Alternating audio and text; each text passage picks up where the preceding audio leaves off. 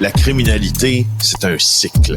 Et tu vois, le nouveau procès va se dérouler sans qu'aucun témoin ne se présente à la barre. L'histoire des criminels racontée par l'unique journaliste d'enquête, Félix Séguin. Bonjour Félix. Bonjour Mario. JE ce soir donc se penche sur une série de messages vulgaires et ou intimidants à des présentatrices météo là, des deux grands réseaux. Oui, exactement. Il y en a 10 présentatrices météo parmi les plus connues au Québec qui sont victimes de harcèlement et de menaces de mort depuis 7 ans, Mario. Elles reçoivent des lettres qui semblent provenir de la même personne. Et depuis 7 ans, la police a été incapable de mettre la main au collet de celui ou celle qui cherche à intimider, apeurer ces femmes que l'on voit à chaque jour à la télévision. Je vais te dire comment l'émission JE a commencé à s'intéresser à ce dossier. C'est la présentatrice Émilie Brassard, que l'on connaît tous bien, qui m'a accosté dans un couloir à TVA un matin en disant est-ce que tu savais qu'on recevait des lettres de menaces, puis de menaces de mort, puis ces lettres-là sont extrêmement violentes, tant dans leurs propos que dans leurs intentions? J'ai dit non.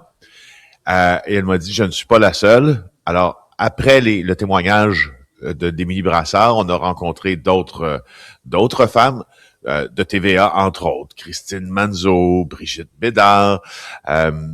Et puis après ça, en tirant sur ce fil-là, on s'est rendu compte que cette personne-là menaçait les présentatrices des autres réseaux aussi.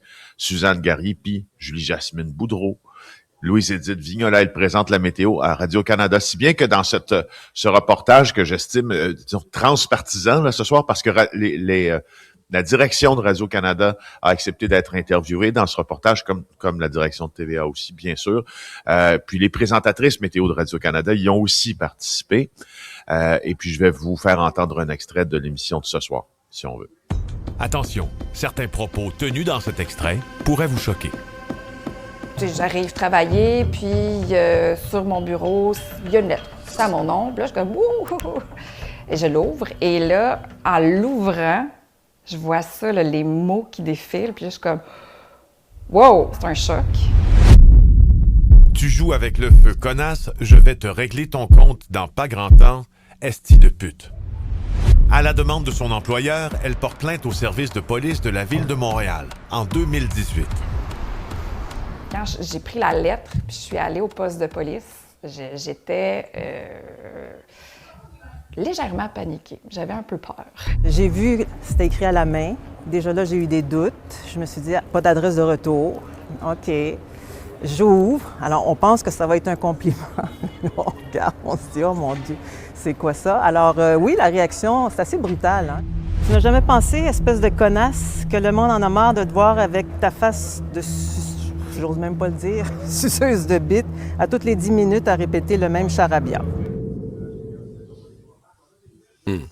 Là, il y a une chose qu'on comprend, c'est que la police, comment dire, en tout cas, la police paraît pas super bien, a pas mis au départ, on a demandé comment tu t'habilles, comme sous-entendu que peut-être c'est ton habillement qui génère les lettres. On l'a pas trouvé 7 ans plus tard. Je vais poser la question plate. Est-ce qu'on y a mis l'effort parce qu'on a pris tout ça au sérieux dès le début? Ben, la majorité des présentatrices qu'on a interviewées estiment que le SPVM n'a pas du tout mis l'effort nécessaire pour épingler ce suspect. Bon, alors on y vient, si tu veux. 10, ouais, c'est ça. Isabelle fait partie. Lettres, ouais. Bon, alors tout comme tes collègues, tu crois que le SPVM n'a pas mis l'effort nécessaire, corrige-moi si je me trompe, c'est un peu l'avis des autres, a pas pris cette enquête-là au sérieux. C'est pourtant une enquête qui menace de mort des femmes, là. Depuis 7 ans, Mario.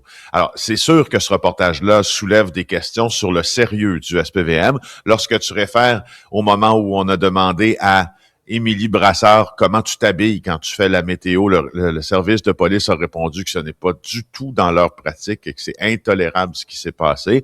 Mais pour le reste, sur le fond, sur la question simple, qu'est-ce qu'il fait que 7 ans plus tard, près de 8 ans plus tard, vous êtes incapable d'arrêter quelqu'un qui se livre à de tels gestes? Puis là, je prends un moment, là, une pause là, dans ce je mets des tirets, puis les conséquences de l'envoi de ces lettres pour plusieurs de nos collègues à Radio-Canada puis à TVA ont été extrêmement graves.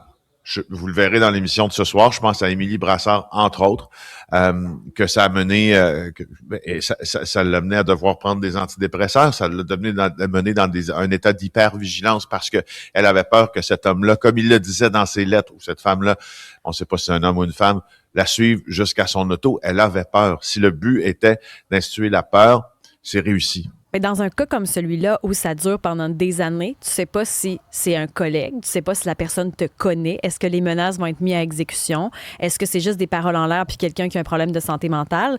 Ce qui fait que je peux comprendre que certaines ont été très, très affectées. Tu parles d'Émilie Brassard, mais la question se pose, pourquoi personne, il n'y a pas une femme qui avait le même protocole aussi? Il y en a qui ont porté plainte, il y en a qui n'ont pas porté plainte, il y en a qui se faisaient dire « t'es la seule ».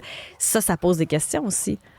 Ça pose des questions parce que quand quelques-unes d'entre vous se sont rendues au SPVM, puis ont décidé, étaient enclines à porter plainte, ben on a demandé, vous leur avez demandé, je dis pas toi nécessairement, mais certaines leur ont demandé au SPVM, est-ce que je suis la seule à porter plainte? Des fois, ça aide de savoir qu'on n'est pas la seule dans cette aventure-là. On se dit, si je suis pas la seule, je vais joindre le groupe, je vais porter plainte, on fonce. Et à plus d'une reprise, des policiers du SPVM auraient répondu aux victimes qui sont vous, dans ce cas-là, vous êtes la seule à avoir porté. Alors qu'elles étaient plusieurs à l'avoir fait depuis 2018. Alors le SPVM nous a écrit un long courriel. Je pourrais vous citer quelques-unes de ces réponses là, mais je vous résume, je paraphrase. Le SPVM d'abord veut pas partager des détails là, sur les techniques d'enquête déployées. La citation, c'est « De multiples techniques d'enquête ont été déployées, mais n'ont pas permis à ce jour d'identifier formellement un suspect, dit le SPVM. » Ça, on le sait, il n'est pas arrêté. Mais on n'est pas capable de faire la radiographie de cette enquête-là, puis nous dire qu'est-ce qui n'a pas fonctionné dans cette enquête-là. Christine Manzo, je la cite, a dit « On est écœuré. » Mais c'est curieux qu'on se dit, il y a tellement de choses des fois qui réussissent à être réglées. Il y a plein de cas dont tu nous parles, des criminels notoires. Puis là, on se dit, hey, c'est quelqu'un qui envoie des lettres, puis on n'est pas capable de cibler. Quand on regarde les fautes d'orthographe, la facture des lettres, tout ça, ça n'a pas l'air d'être, mettons... ça n'a pas l'air d'être le génie du crime non plus. Ça n'a pas l'air d'être quelqu'un qui a quitté la NASA pour qu'il commette ses crimes. Fait que, l'instinct qu'on a, c'est de dire, si la police décidait de prendre ça au sérieux puis de le pogner... Je sais pas. Mario, là-dessus, je dois dire que les experts divergent un peu, là, parce que on a fait analyser ces lettres par des experts en écriture, donc judiciaire, des gens qui témoignent devant les tribunaux, exemple, pour reconnaître des signatures qui ont été apposées au bas de contrat. On a fait aussi appel à Gilles Chamberlain, le psychiatre. Gilles Chamberlain, il dit de cette personne-là, elle est déjà dangereuse. Parce que pour elle, cette personne-là, c'en est une qui a des, qui évidemment fait une fixation sur les femmes qui présentent la météo, les prévisions météorologiques. 2, c'est quelqu'un qui a eu, dit-il, sans l'avoir examiné, on ne sait pas c'est qui, plusieurs revers dans sa vie, et s'il décide de passer à l'acte, bien sûr, ça pourrait le motiver à passer à l'acte. Des fois, on ne sait pas ce qui se passe dans la tête de quelqu'un. C'est pour ça que c'est difficile de catégoriser. Est-ce qu'on y met en fait, supposons la question, est-ce qu'on met moins d'efforts dans un dossier parce qu'on pense à la lecture des lettres que c'est quelqu'un qui a une maladie mentale, disons-le, ou est-ce qu'on met le même effort dans la résolution de l'enquête? À suivre. On aura avec nous tout à l'heure Colette Provencher. On aura aussi la discussion là-dessus. Donc, 7h30 ce soir, Gia. Merci. Merci Mario. Merci à tous nos collègues des différents réseaux qui ont participé à l'émission. Qui ont choisi de parler. Au revoir.